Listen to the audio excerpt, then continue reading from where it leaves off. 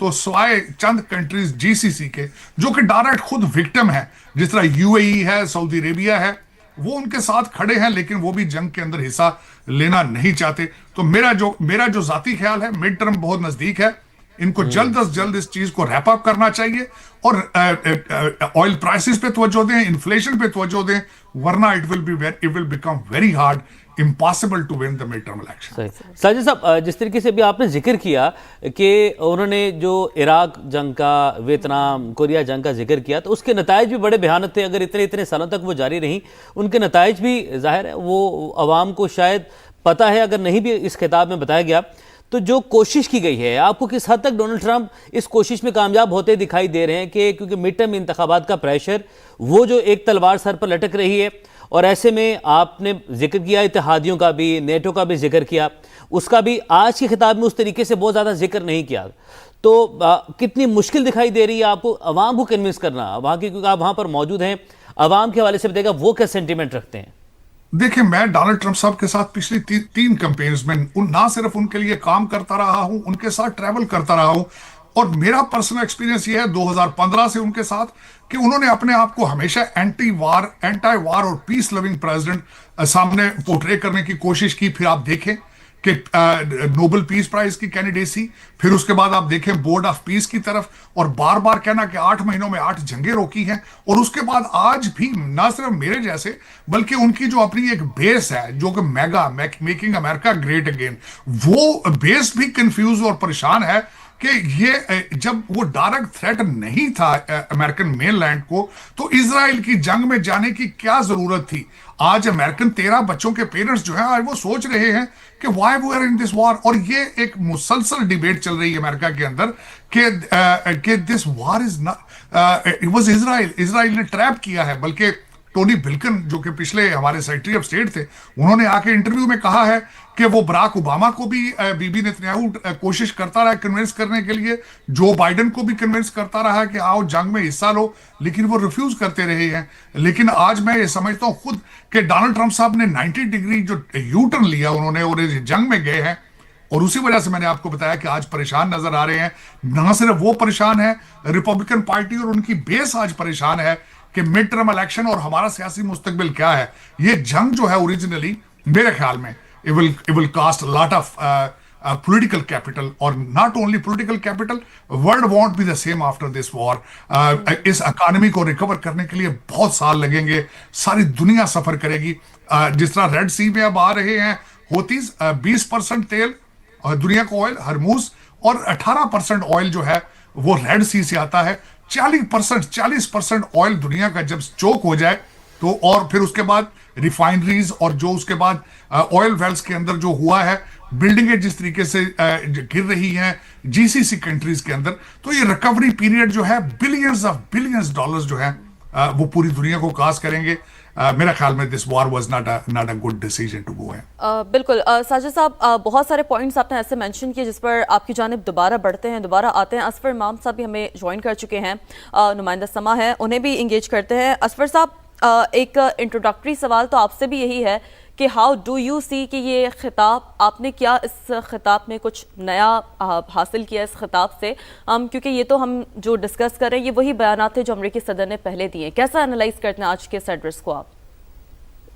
देखिए, ये जो खिताब में इन्होंने एक बात तो वाज़ेह हो गई कि सदर ट्रम्प जो ये समझ रहे थे कि जब चाहे वो जंग शुरू कर दें और जब चाहे वो ख़त्म भी कर दें, वो उनके इख्तियार में। आज इनकी तकरीर से ये बात वाज़ेह हो गया, उनको ये बात समझ में आ गई है कि जंग से निकलना अब मुश्किल है, बहुत मुश्किल है। यही वजह है कि उन्होंने अपने कोर सपोर्टर्स को, अपने खास सपोर्टर को उन्होंने टारगेट किया है और उनको मुतमईन करने की कोशिश की है, और पिछले जंगों का हवाला दिया है कि वो कितने अरसे तक चलती रही हैं और उसमें क्या कुछ होता रहा है। तो ज़हनी तौर पे अपने जो वोटर्स हैं उनको उन्होंने एड्रेस किया है, उन्होंने ये कहा कि ये जंग तवील होगी। और अभी तक देखें, जो उससे पहले ये बयानात उनके मुस्तकिल आते रहे कि पहले इनका अंदाजा ये था कि चंद दिनों में या चंद घंटों में, चंद दिनों में ये जंग खत्म हो सकती है और अपना टास्क पूरा कर लिया जाएगा। इसको जंग नहीं कह रहे थे बल्कि एक ऑपरेशन कहा जा रहे थे, और इसी वजह से उन्होंने पार्लियामेंट से उसे इजाजत भी लेने की जहमत गवारा नहीं की थी। लेकिन ये जंग उसके बाद फिर भी उन्होंने कहा कि चंद दिनों में खत्म हो जाएंगे। फिर ये कहा कि हफ्तों में खत्म हो जाएंगे। कल तक उन्होंने यही कहा कि 2 हफ्ते और 3 हफ्ते में ये खत्म हो जाएंगे। तो लेकिन आज की तकरीर से ये वाजे हो रहा है कि उन्होंने ये कह दिया कि उनको इस बात का अंदाजा हो गया कि जंग से निकलना इतना आसान नहीं है। उस पर वो झुंझलाए हुए थे, अपने इत्तेहादियों पे उन्होंने गर्जे बरसे हैं उनके, और इसके अलावा अपने साबिक जो सदर बराक ओबामा की परफॉर्मेंस के ऊपर में, उसके ऊपर में उन्होंने बात की है। लेकिन बुनियादी तौर पर यही मसला था कि वो इस जंग, ऐसा लगता है कि उन्होंने रियलाइज कर लिया है और अब उनको अंदाजा हो गया है कि इसको जंग को तवील अरसे तक खींचना पड़ेगा। असवर, एक आपने अभी जिक्र किया कि अमेरिकी सदर ने कोशिश की और अपने एक जो कोर ग्रुप है उसको मुतमिन करने की कोशिश की, तो आप वहां पर बताइएगा कि वहां पर क्या सेंटीमेंट पाया जाता है, वहां पर जो कोशिश की जा रही है उसमें किस हद तक कामयाब होते दिखाई दे रहे हैं अमेरिकी सदर, और जो अपनी एक सपोर्ट ग्रुप है अगर उनको भी मनाने की या राम करने की कोशिश की जा रही है, इसका मतलब यह है कि जो आपका कोर ग्रुप है वो भी अब आपके इस फैसले के अगेंस्ट होता दिखाई दे रहा है, तो इसी वजह से कोशिश की जा रही है ताकि उनको भी एतमाद में लिया जाए। जी बिल्कुल, मेरा ये ख्याल है कि उनको इस बात की रियलाइजेशन तो है कि मुल्क में बहुत बड़े पैमाने पर उनके इस इक़दाम की पर तनकीद हो रही है, और जाहिर है उसके असरात उनको नजर आ रहा है कि इंतखाबात के नताइज के ऊपर आएंगे। देखें, वो अपने खास गढ़ में जिसमें अपने जिस जगह रहते हैं, मारो लोगों का इलाका है, वहां पे उन्होंने बहुत बुरी तरह अभी जो गुज़िश्ता दिनों शिकस्त हुई है उनको, तो उनको नताइज का तो अंदाजा है, सारे आदाद-ओ-शुमार उनके पास आ रहे होंगे। अभी तकरीबन 1 करोड़ लोग कल गुज़िश्ता दिनों सड़कों पे निकले हैं उनके पॉलिसीज के खिलाफ। इस बड़े पैमाने पे रद्द-ए-अमल सामने आ रहा है, तो जाहिर है इस बात का तो उनके अंदाजा होगा कि लोग उनके खिलाफ हैं, और खासकर जंग के हवाले से जो उनके लोगों में काफी गम गुस्सा है, क्योंकि जंग के असरात बराह रास्त अमेरिका के आम शहरियों में पड़ना शुरू हो गए। तो जाहिर है उन्होंने ये लोगों को मुतमईन करने की कोशिश की है, और इस हवाले से मुतमईन करने की कोशिश की है कि ये पहले कोशिश कर रहे थे, ये बता रहे थे कि ये जंग चंद दिनों में खत्म हो जाएगी, लेकिन आज उन्होंने रियलाइज किया अपना, और उसके बाद उन्होंने तकरीर की और ये बताया कि जंग आगे तक जाएगी और अमेरिका को अभी मजीद सफर करना पड़ेगा। हालांकि ये सब, जैसा कि पिछले तमाम लोगों ने कहा है, कि जंग में से इस वक्त निकलना तो बहुत मुश्किल है। अमेरिका किस तरह निकले, क्या अपनी शिकस्त तस्लीम करके निकले, तमाम अहदाफ हासिल नहीं हो सके ये तस्लीम करके निकले, लेकिन जंग जारी रखना भी अमेरिका के लिए इतना सूदमंद नहीं है। तो लिहाजा ये जंग से किस तरह निकला जाए, अभी वो वक्त लगाएंगे, और लोगों को मुतमईन करने की कोशिश कर रहे हैं कि ये जो इस जंग में मजीद वक्त लगेगा और लोग उसमें मुतमईन रहें और उसके ऊपर इत्मीनान रखें। This girl's cruel father pushed her into a river full of piranhas. He wanted her dead, but Alessandra survived. When she tried to run, her evil family caught her. They locked her up and covered her face with a mask to hide her scars. And years passed. On her 19th birthday, her greedy father decided to auction her virginity to the highest bidder in front of 1,000 wealthy men. Oh God, please don't let a pervert buy my virginity. Alessandra had to go home with whoever bid the most money at her father, Desmond Barrett's party tonight. She wouldn't be a wife. She would be property. Meanwhile, Alessandra's younger sister Kate would be getting marriage proposals from dozens of men at the party. Who would want to marry a cursed girl in a mask? Father, please don't sell me. Shut up! You'll go with whoever offers more money, you ungrateful. Alessandra's cries had no effect on her cruel father. He sold Alessandra to the infamous William Lancaster, a womanizer known for collecting women like objects at the party. Are you ready? William inched his face closer to Alessandra's. What are you going to do to me? Anything I want. She tried to run, but William grabbed her. You must ask to leave my presence. Before William could make a move, Alessandra bit his hand. You cursed ill. Alessandra ran for her life. That's when she saw the most powerful man in the kingdom, Duke Edgar Collins, a man even her father feared. In fact, her father wanted her stepsister Kate to marry the Duke to settle his debts. Desperate for help, she asked him the most impossible question. Duke Edgar, I think we should be married. Married? Edgar choked on the cigar smoke. But I'm not looking for a wife. Please, Duke Edgar, we can draw up a contract. Alessandra knew the king wanted Duke Edgar to get married. A loveless contract marriage could be useful for him, as Duke Edgar was least interested in love proposals from women like Kate. It isn't hard for me to find an actress to play the role of my wife. If it was so easy, you would have done so already. He most likely needed a wife who would make sense to the king. If the king has done this to toy with you, choosing a wife like me will surely drive him crazy. You're much quicker on your feet than I expected. The rumors about your timidity and reclusive nature are clearly false. And you are said to be a monster. But you seem human to me. I do what I must to survive. If my terms are not agreeable, I shall leave you be. Meet me at my residence tomorrow. We will discuss this further, and then I will give you my answer. Your residence? You know William Lancaster will own me at the end of the week. I will be nothing but his plaything. My father won't let me out of the house for fear I will run. Then consider it a test. I want to see how serious you are. Now, if you'll excuse me, I'd like to retire for the evening. I bid you good evening, Miss Alessandra Barrett. Hopefully, we shall see each other soon. We shall see each other tomorrow. She whispered to herself. Duke Edgar? Who are you speaking to? Kate Barrett, the younger daughter of the Baron, stepped outside. She heard the Duke was all alone and thought to give him some company. Seeing him wrap up a conversation with her half-sister made her blood boil. I hope she did not offend you, Duke Edgar. She's not supposed to be out here. She has not offended me, unlike your father. Thank goodness. Forgive me, but isn't Alessandra your older sibling? Shouldn't you be referring to her as your sister? Or at the very least, her name? Edgar could sense the animosity Kate had for her sister right away. Seeing the Duke speaking to her sister, Alessandra used this chance to run away before any of them would ask her to speak. She wished Kate would have stayed inside rather than come out.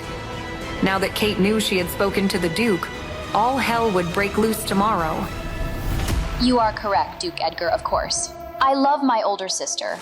But as you can see, she is extremely shy. That is why I was concerned she might have offended you. Kate didn't want to ruin her chances of marrying Edgar and knew she had to say all the right things to get on his good side. You know, Duke, I was hoping for some alone time between the two of us. A man of your position and a woman of my beauty could make a powerful union. Don't you agree? Is there some misconception that I am looking for a wife who can only please me in bed? Oh, I'm sorry. Understand this, Kate. Edgar said, swatting her hand away. As hard as it might be for you to believe, not all men are so gullible to the fluttering of your eyelashes. Besides, I've received another, more promising offer. Now, if you'll excuse me. Edgar turned and went back into the house, leaving Kate utterly humiliated.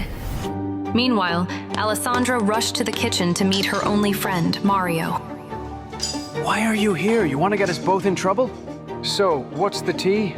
Mario, I need a favor. See, बिल्कुल ऐसे। अच्छा मलिक साहब, एक दफ़ा फिर आपकी जानिब आना चाहूँगी। बहैसियत सफ़ीर इंसानी हकूक़ अक़वाम मुत्तहिदा, हम इस बात को तो नज़रअंदाज बहरहाल नहीं कर सकते जो एक ह्यूमैनिटेरियन क्राइसिस हमने इससे पहले देखा है, गज़ा के तौर पे भी सामने आया, फिर यहाँ पर भी बिलखुसूस स्कूलों पर हमले हुए, तालिबा को निशाना बनाया गया, तलबात को निशाना बनाया गया। इससे आप कैसे एनालाइज करते हैं? क्योंकि डेफिनेटली एक्चुअल मोमेंटम तो इसी ने पकड़ा है ना, फिर जो एक अवामी रद्द-ए-अमल सामने आया है वो इसी बेसिस पे सामने आया है। हमने देखा बहुत बड़े पैमाने पर फिर मुजाहरे हुए, इवन अमेरिका में खुद, चूंकि आप वहाँ पर मौजूद हैं, आप बेहतर बता सकते हैं कि वहाँ पर अवामी सेंटिमेंट बिलखुसूस ह्यूमैनिटेरियन क्राइसिस को लेकर क्या है। ये जो मामला है, जंगें सिर्फ दीगर मामलात तक नहीं महदूद रहती, बल्कि असल जो हदफ होता है वो तो ह्यूमैनिटेरियन क्राइसिस ही बहरहाल होता है। Thank you so much. बहुत इंपॉर्टेंट क्वेश्चन है ये आपका। देखिए, जहां तक जंगों का ताल्लुक है, मैंने पहले भी अर्ज किया था शाम को कि पिछले 10 साल में मैंने 45 वॉर जोन्स विजिट किए हैं personally. War is never a good thing. War में कोई विक्टोरियस पार्टी नहीं होती। वॉर में जो भी इन्वॉल्व होता है वो लूजर ही बाहर आता है। और ये सिर्फ जो वेस्टेड इंटरेस्ट ग्रुप होते हैं, जिनका काम सिर्फ असला बेचना या उस जंग से कोई भी और दूसरे तरह के बेनिफिट लेना, जिस तरह ऑयल बेचने वाले हैं, ऑयल ट्रेडर्स हैं, असले के ट्रेडर्स हैं, उनका बेनिफिट सिर्फ होता है। और सबसे बड़ा जो चैलेंज किसी भी वॉर में होता है कि कोई भी वॉर, मुझे आज तक मैंने ऐसी कोई वॉर नहीं पढ़ी या नहीं देखी जिसमें कानून को, जो international humanitarian law, international human rights law, उसको फॉलो किया जाए। ये भी वॉर कोई एक्सेप्शन नहीं है। सबसे पहले पहले दिन ही जो अटैक किया गया वो स्कूल पे किया गया, जिसमें 163 बच्चियां वो शहीद हुई, और न सिर्फ वो बच्चियां शहीद हुई, उसके बाद वो जो लोग उनके हेल्प करने के लिए आए उनके ऊपर भी बाद में फॉलो अप मिसाइल मारे गए। तो इसको तो कहा जाता है जी ये कोलैटरल डैमेज है। ये कोलैटरल डैमेज नहीं है, ये सीरियस ह्यूमन राइट्स वायलेशंस हैं और ये वॉर क्राइम्स हैं। ये वॉर क्राइम्स हमारे अपने मुल्क अमेरिका ने भी कमिट किए हैं, ये इजराइल ने भी कमिट किए हैं, और पार्शियली बल्कि मैं ये कहूंगा ईरान ने भी कमिट किए हैं। क्योंकि जब ईरान ने सिविलियन पॉपुलेशन पे हमले किए गल्फ में, जब ईरान ने डिसैलिनेशन प्लांट पे हमला करने की कोशिश की, तो ये भी सिविलियन, जब आप उन पे जगहों पे हमला करते हैं तो ये भी वॉर क्राइम्स में आता है। सो मैं समझता हूं कि जंग जब भी शुरू होती है उसमें आप एक्सपेक्ट कर ही नहीं सकते कि कानून के मुताबिक और इंटरनेशनल ह्यूमैनिटेरियन लॉ और वॉर क्राइम्स के खिलाफ कोई ना जाए। बदकिस्मती है, मैं तो पहले दिन से ही इस चीज का कायल था कि ये जंग ना तो अमेरिका की जंग है और ना ये जंग अमेरिका अपनी मर्जी से ज्वाइन की है, और ना ही अमेरिका अपनी मर्जी से इस जंग से निकल पाएगा। और जिस तरह मेरे भाई साजिद तारड़ साहब ने फरमाया कि प्रेसिडेंट साहब की बॉडी लैंग्वेज भी नजर आ रही थी कि he is still very nervous and confuse. देखें, जिस वक्त मैंने पहले भी अर्ज किया, जब दुनिया की वाहिद सुपर पावर का अल्टीमेट पावरफुल पर्सन कंफ्यूज हो और वो ना तो ये क्लियरली कहे कि हम जंग खत्म कर रहे हैं, ना वो ये कहे कि हम जंग जारी रख रहे हैं, हम अपने अहदाफ के अचीव होने तक जंग जारी रखेंगे, this is a very very dangerous situation, जिसमें ना सिर्फ ईरान के लोगों को बहुत नुकसान हो सकता है, इवन अमेरिका के लोग, हम खुद सफर कर रहे हैं। हम ना सिर्फ ऑयल की प्राइस से सफर कर रहे हैं, हम जो अनप्रेडिक्टेबिलिटी है उससे सफर कर रहे हैं, इमोशनल डिस्ट्रेस है। सो मैं समझता हूं कि यूनाइटेड नेशंस का जो आपका क्वेश्चन था वो बदकिस्मती ये है कि यूनाइटेड नेशंस के पास इंप्लीमेंटेशन पावर नहीं है, उनके पास कोई अपनी फौज नहीं, वो सिर्फ रेजोल्यूशन पास कर सकते हैं according to the international laws. अब उसको अगर कोई तस्लीम करता है, उसको फॉलो करता है तो दैट्स गुड, और कभी भी किसी वॉर में एंगेज हुए पावरफुल कंट्री ने उन कवानीन को फॉलो नहीं किया, और अनफॉर्चुनेटली अमेरिका ने तो कभी भी नहीं किया। आप जितनी पुरानी जंगें उठा के देख लीजिए, चाहे आप कोरिया की वॉर देख लीजिए, आप वियतनाम वॉर देख लीजिए, अफगानिस्तान देख लीजिए, अबू गरीब का वाकया अभी तक हमें नहीं भूला, क्या क्या कुछ नहीं किया अबू गरीब जेल में हमारे अपने सोल्जर्स ने। सो देखिए, जहां तक ह्यूमन राइट्स की वायलेशन का ताल्लुक है, ये जारी हैं, ये जारी रहेंगी जब तक कि हम अमेरिकन अवाम और the people of the world, we the people, हम ये क्लियरली अपने लीडर्स को अकाउंटेबल नहीं ठहराएंगे कि अगर तो पहली बात तो ये जंग होनी ही नहीं चाहिए, why do we have the peaceful place like United Nations. आप अपने तमाम मसाइल